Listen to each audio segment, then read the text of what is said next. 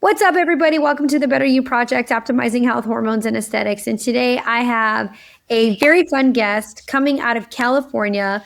Her name is Jodi Choplin. She is a women's health nurse practitioner, functional medicine practitioner that I've been working with for the last almost, I think, 3 months, 3 or 4 months.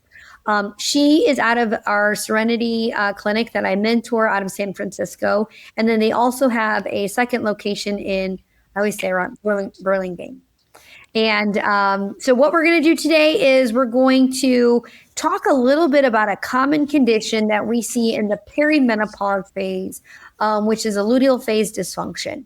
The reason why we're bringing this up is that as we see more women wanting to be proactive with their hormone therapy, this is one of the very first hormones that we start to replace. And there's some very subtle, I call them like red flag symptoms that women will notice.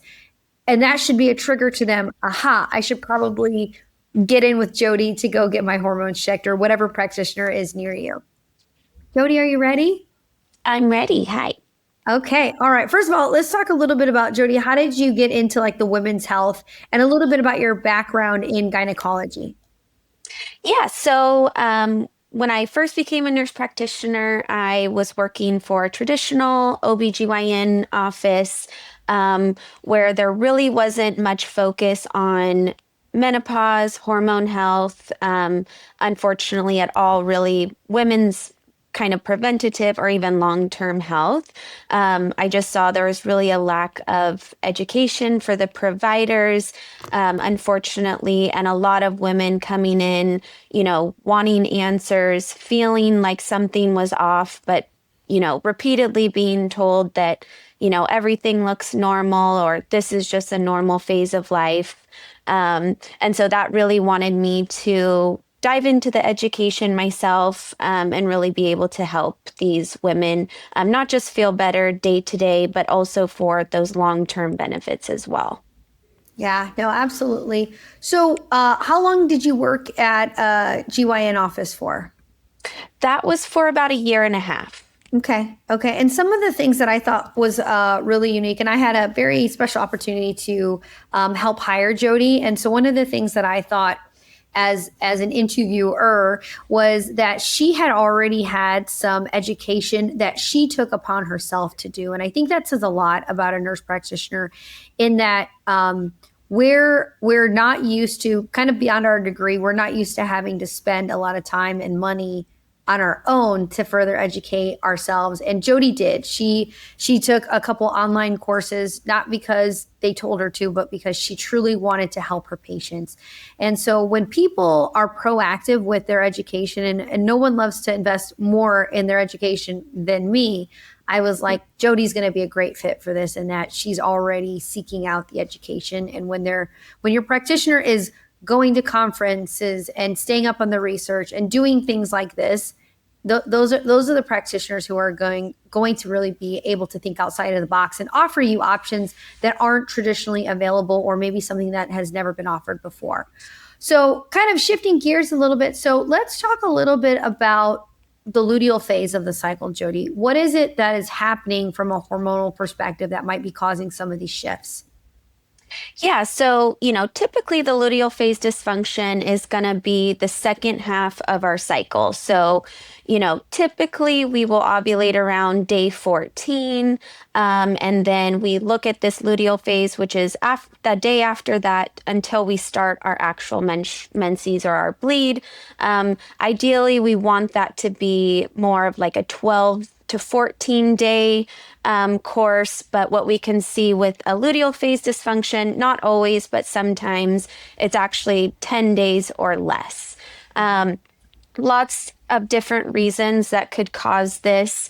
If we are having, for some reason, our body just isn't producing enough progesterone, we're not ovulating at all, or, very strongly, or we can see just with that shortened phase, maybe our progesterone is dropping too soon. And these kind of shifts in the progesterone, and even seeing things like estrogen dominance, which can, decrease our progesterone even further, can lead to symptoms that look a lot like PMS, PMDD, insomnia, and often gets misdiagnosed as like a mood disorder very oftentimes.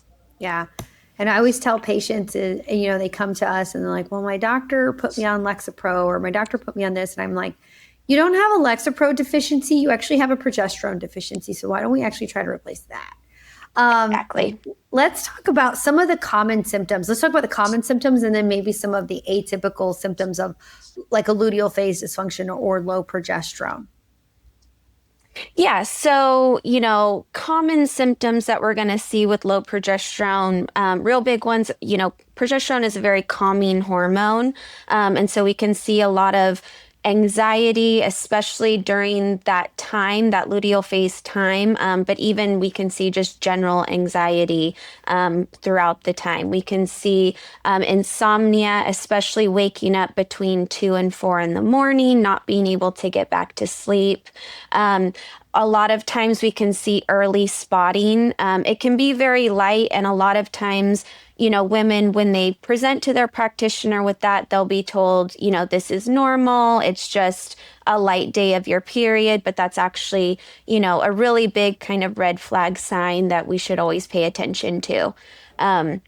And that could be telling us that our progesterone is actually dropping too early, or even that our endometrium isn't responding correctly to the progesterone for whatever reason. And then can lead to other things like infertility, early miscarriages, and even that can be missed just because it's happening so early in the cycle where, an egg is not even able to implant into the endometrium, or if it is, it's not able to be locked in because of poor progesterone. Yeah. What are the like atypical symptoms? Only because there's a couple here that I really am like, oh, and then when we replace the progesterone, I'm like, that got better. Do you have any like kind of telltale like that's atypical, but that's definitely progesterone that you've seen in clinical practice? I mean, I would say definitely, that shortened cycle, the early, if we're seeing our menses come early in that luteal phase, early spotting, we Yeah. can see hair thinning, hair falling out. That can be a big cause, saying that there's a hormone imbalance that sometimes we don't see. Yeah. One of the ones that I've seen was kind of surprising to me is kind of like in the luteal phase, they have almost this histamine response. So they almost get like itchy and hives and their skin gets very, very irritated, which I think is kind of interesting. I would say Yeah, that the dermal like piece of it is like an allergy piece that's happening to it. Yeah, I hear that a lot too. Women will say, like, my ears are really itchy, or my feet and my hands get really itchy.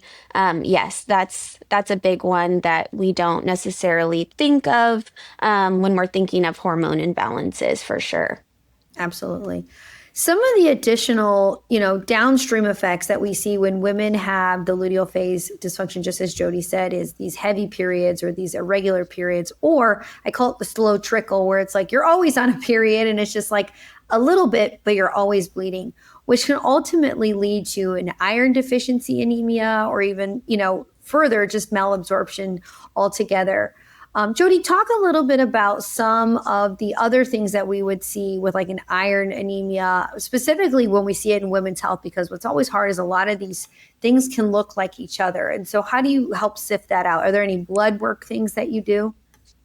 Absolutely. So, yeah, a lot of our bodies are all kind of intertwined, and, that's why we get a lot of misdiagnosis is a lot of these different things do play with each other hand in hand, as well as present the same way. So, for example, if we have a low iron or a low storage of iron, like in our ferritin, that can obviously make us low energy, mood changes as well, but that also can directly affect our thyroid hormone. And when especially our active hormone, the T3 is low, that we need that for our pituitary gland to actually produce our luteinizing hormone and to actually ovulate appropriately.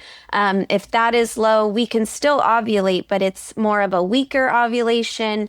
And then that corpus luteum actually doesn't produce enough progesterone. So we see insufficiencies just with there. We also really need that T3 for our endometrium lining to be able to be adequate to accept an egg. So something that, I always want to look at is a full thyroid panel.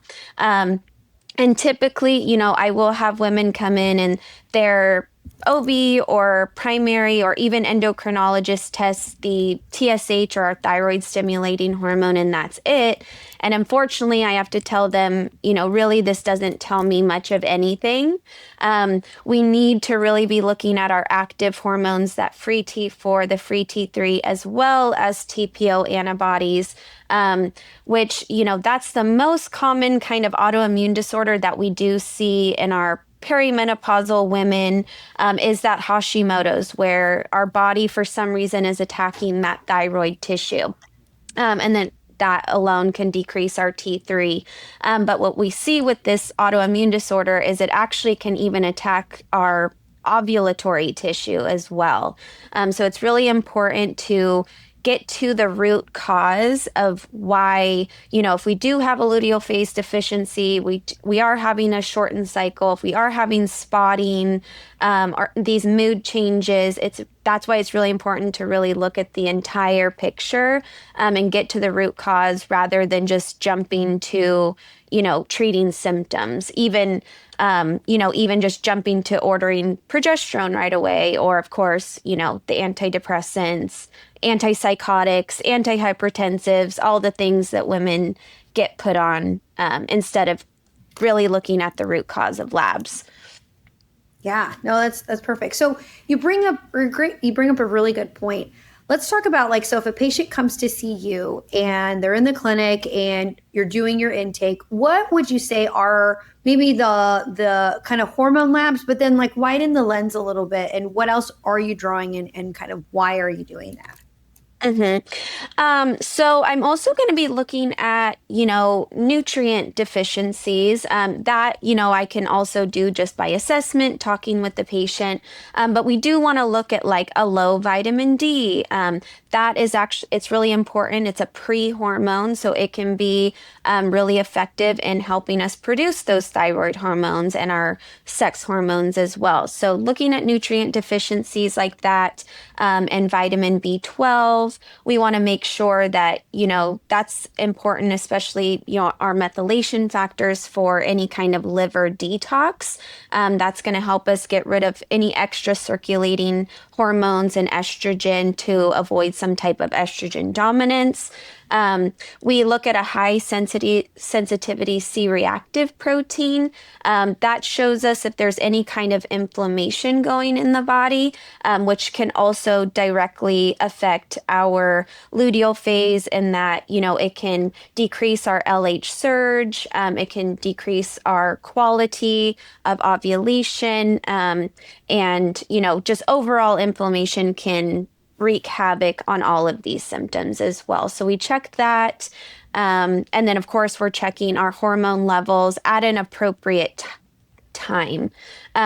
So, with that being said, typically a lot of times we'll miss this luteal phase deficiency because we want to check, we're told to check our progesterone levels and other levels around day 18 through 21 of the cycle.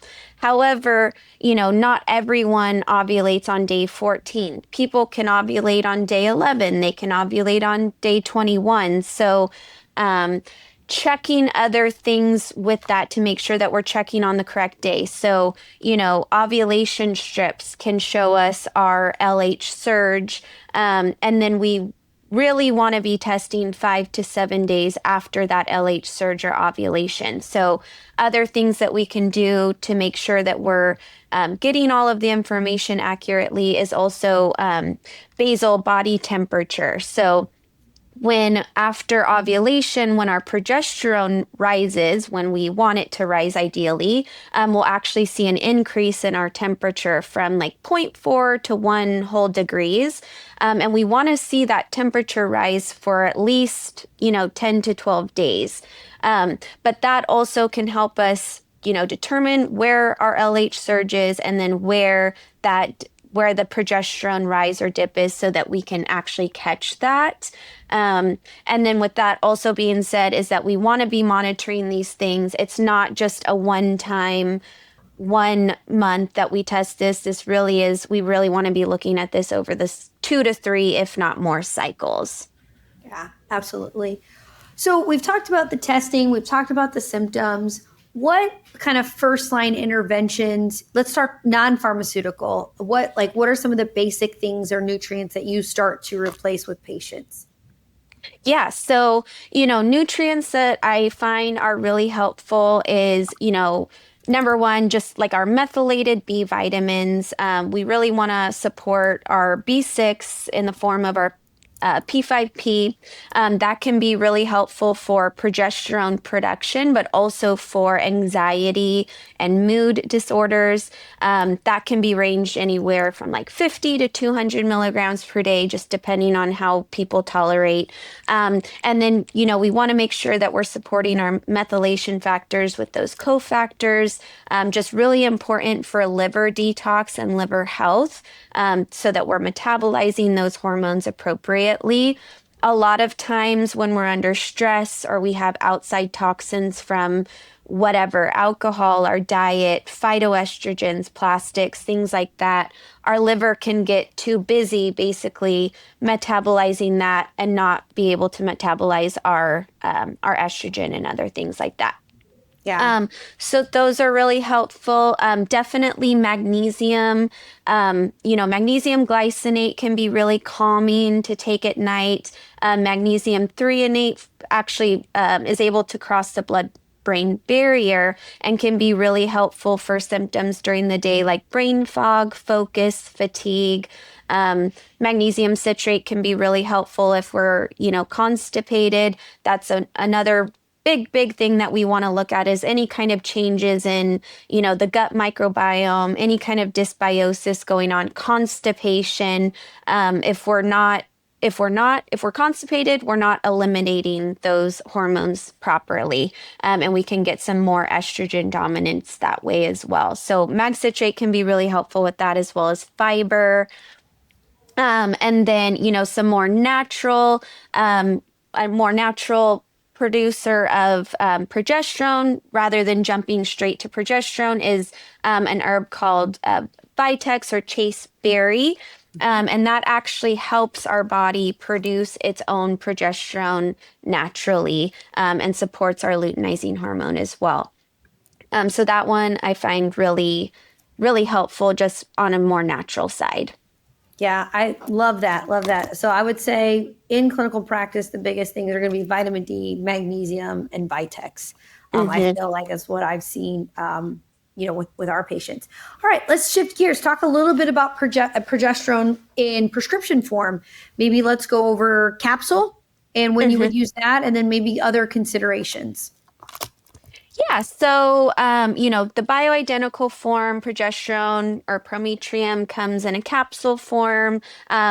Typically I'll start with that just because, usually it's very well tolerated, just comes from your standard pharmacy, cheap, covered by insurance type things. And for women who, if they're, cycling, they're still getting their cycle regularly, we would dose that to start 100 milligrams every night. And on days 15 through 28 of the cycle, to produce or to help support that progesterone production and quality. It's really helpful. We have them take it at night just because, again, it's very calming, kind of sedating, relaxing, so it can be very helpful for sleep. So that typically is just going to come as your, standard immediate release type progesterone. Um, we can always, there's a little bit of ways that we can go up in the dose, not much for standard pharmacies as far as how much we can titrate that. It's basically 100 or 200 milligrams, but there are other options that we like to use if needed. So, for example, we could have a woman, get started on this oral progesterone and they're like, oh, I feel really great. I'm falling asleep a lot better. It's helping me kind of with the anxiety at night type symptoms. But 3 in the morning, I'm wide awake. So other options that we can try is doing like a compound version of that, which is in a sustained release. So instead of, that immediate release of the hormone, it's gently released over a longer period of time, and that can help also with those symptoms a lot better. Or, sometimes if you're just hyper somnolent on this medication at that 100 milligrams, we can always compound it to a lower dose as well. So lots of different things that we can kind of play around with to really make it unique to each person and their needs. Yeah. And I would say for people like you and I, we work in a private practice type situation, is that you and I have the ability to customize it for the patient. And that's when patients are seeking out a more personalized experience. Again, this is kind of where I feel like we really shine, because our hands are not tied to go to this, big commercial pharmacy. We can actually use great compounding pharmacies that help us really hone down the dose, whether we want it to be a sustained release, which is like a slow releasing type of progesterone, or smaller than the 100 using like a 25 or a 50. And it's not uncommon in the beginning of a cycle where I might prescribe a 50 milligram capsule, then the luteal phase happens and I'm like, all right, now go to 100. And then we skip 3 days. And so again, this is kind of where, if patients are listening, or potential patients for you or any functional practitioner, and you feel like you're not getting what you need, or you feel like you need someone to listen, this is kind of where, again, all the tools in the toolbox is what we are able to offer to our patients. So I think that's great. I think that's really, really good. As far as progesterone in other forms, do you want to talk to us? I know we don't use it a ton, but we do have them as options. In that some patients don't tolerate oral progesterone. So what would be some of those options? We do have progesterone creams. Those can be very effective, especially in the perimenopausal kind of stage. So those are great. We also have the intravaginal type suppositories of progesterone. Typically, we'll see that a lot for, women trying to conceive and maintain that pregnancy. That's how we'll use that. But it is a different way that we can use it. They do have it in injections, which I don't typically use or I'm very familiar with, but that is another way that people can do. Yeah, agree. We don't use injections here. I feel like the progesterone injections is typically done in like fertility and like more when you're trying to get pregnant or maintain a pregnancy on that. So no, that's really good. So again, hormones is a big part of your practice, my practice. Talk a little bit about maybe the relationship of optimizing hormones and how it can impact weight loss. Oh, absolutely. So, when our hormones are off, a lot of times also that can be caused, by stress. If our cortisol is too high, that can even be caused by overtraining, under eating.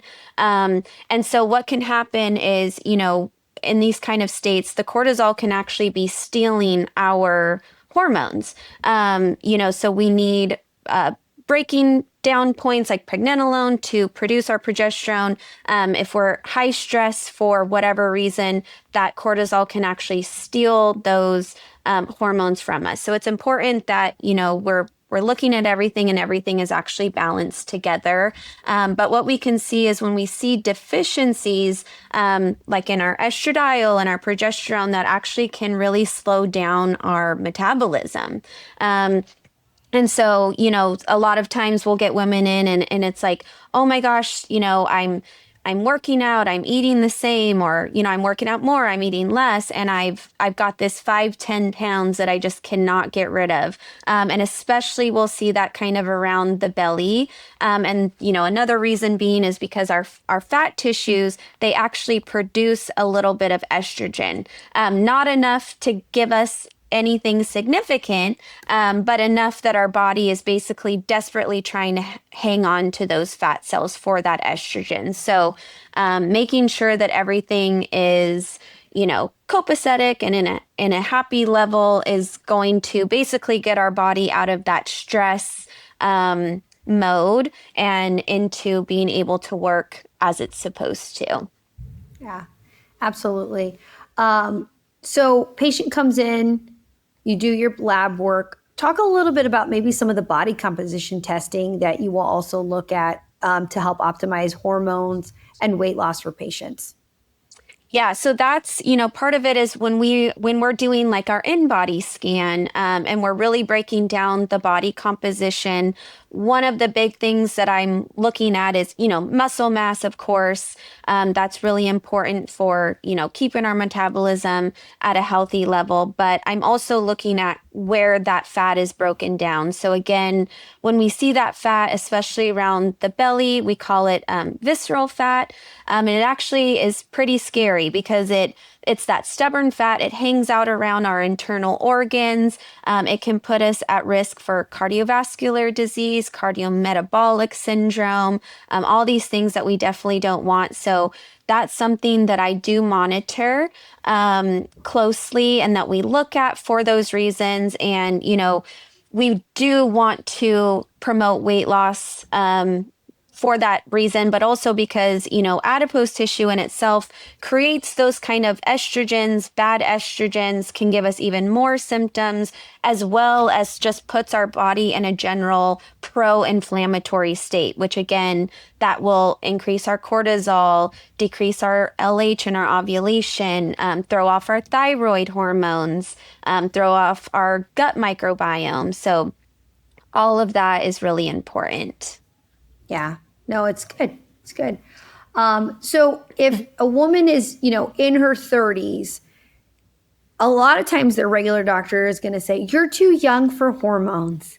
What age is typical, Jodi, to start looking at some of these things and either replacing them or further testing?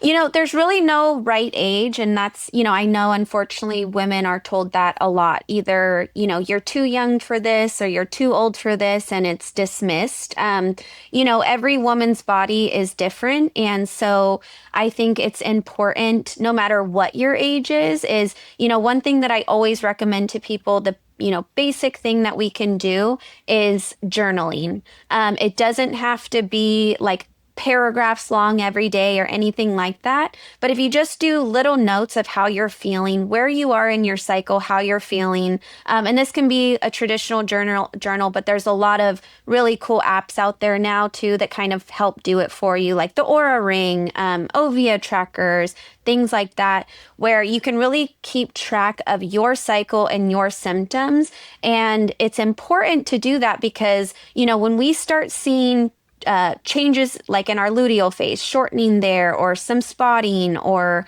mood changes, things like this. These are very early signs of hormonal imbalances for that's being caused by something off in our body. So it's important that we're tracking this early, especially if you're having any kind of symptoms at all. If you're like, I just feel like this is off, it's really important to just be tracking that so that you're familiar with your cycle. When you do end up going to a provider and talking to them about this, that's even going to help, just because, that's going to help, like I said, make sure that we're testing you on the correct time of your cycle, that we know kind of these routines that have been going on over several times. But just so important that you listen to your body, that you know what's going on with your body, and, really be proactive about it, even if you're told, oh, this is normal. Because like we said, spotting early or between cycles, that's not normal. Severe mood changes, that's never normal. It's not something that you should just suffer through. And like I said, the earlier it's caught, the more we can do to, find the root cause and actually fix the problem rather than just masking symptoms and letting this get worse and worse over time. Yeah, no, I completely agree. Talk a little bit about, so we talked about progesterone. Can you just speak, and we don't have to get into too into depth, but how do all the hormones work together? I think progesterone's always the first one I start to bring up, but then testosterone is also like not right. Sometimes it's testosterone actually before the progesterone. How do you decipher the symptoms between which hormone it is? So again, it can be tricky because they can all be similar. But like with progesterone, kind of the big ones, like we talked about, anxiety, sleep issues, mood disturbances. A lot of times we'll see kind of nighttime, like night sweats with that. But yeah, testosterone, that's another big one. That we'll see low in men and women, especially during this age. But a big, big one for testosterone I'm going to see a lot is low energy. Brain fog is a big one. Low libido, of course.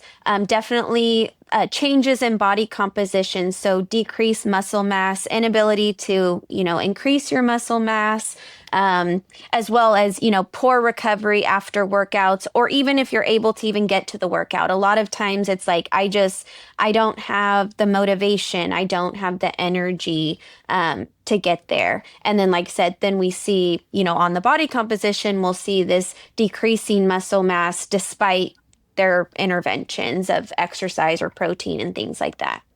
Yeah, no, it's great. This is why a comprehensive program beyond just offering like semaglutide. This is why you need to see a functional medicine practitioner because there's so many moving parts and women are very complex. I think they're almost a little less complex after menopause, but Yeah. there's just a lot of moving parts. So, Jodi, this has been great. Where can people find you, or if they're in the San Francisco area, where can they book? They can book. I'm at Serenity Aesthetics and Wellness, and we have a beautiful office downtown San Francisco. We have another beautiful office in Burlingame, which is more South Bay. I can also do telephone appointments if someone needs that. And then they can find me also on Instagram at the Optimize NP. Awesome. Awesome. Well, thank you so much, Jodi. This has been great. And I really hope, especially new patients coming to your practice, that this has been helpful in trying to help guide what is the process, how does that workup look, and symptoms and treatment options that might be a good fit for them. So thank you so Absolutely. much. Thank you.